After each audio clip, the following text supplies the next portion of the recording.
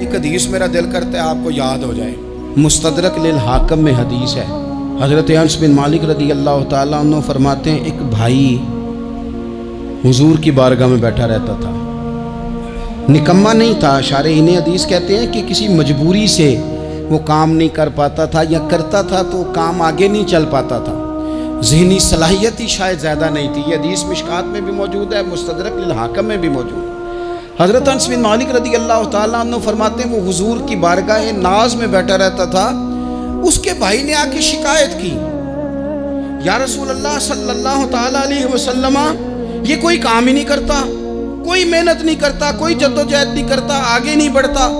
مجھے اس کی ضروریات کی کفالت کرنی پڑتی ہے، مجھے جدوجہد کرنی پڑتی ہے، مجھے اس کے معاملات کا خیال رکھنا پڑتا ہے، آپ اسے سمجھائیں.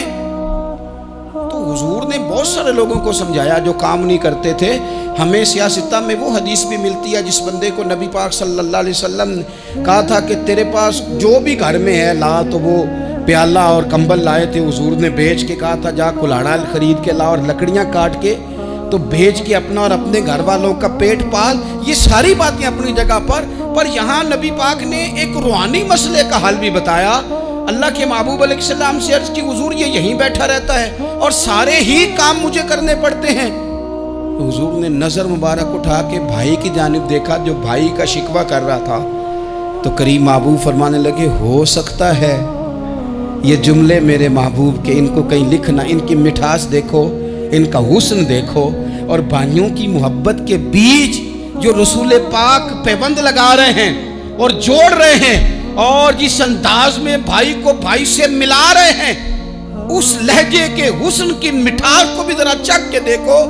حضور فرمانے لگے ہو سکتا ہے رب تمہیں جو رزق دے رہا ہے وہ اسی بھائی کی وجہ سے دے رہا ہے. بھائی بھائیاں دے ویری ہوندے تے بھائی ہی بھائیاں دیاں باواں.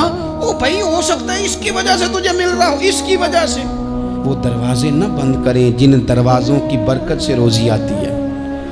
کبھی بھی وہ کام نہ کریں جن کاموں کی اگر آپ کو کل تک برکت تھی، کل تک کام ٹھیک چل رہا تھا، کل تک نظام بہتر تھا، اور آج آپ کو محسوس ہوتا ہے کہ کہیں کمزوری آ گئی ہے، کہیں حالات اس طرح کے نہیں رہے، تو پھر آپ غور کریں کہیں ایسا تو نہیں کسی غریب کا آپ کے گھر سے رزق جاتا تھا اور آپ نے بند کر دیا، کسی کی مدد ہوتی تھی آپ نے بند کر دی، کسی کے ساتھ شفقت ہوتی تھی آپ نے بند کر دی، کوئی شخص آپ کی وجہ سے تسلی میں تھا اور پھر آپ نے اسے تکلیف میں ڈال دیا.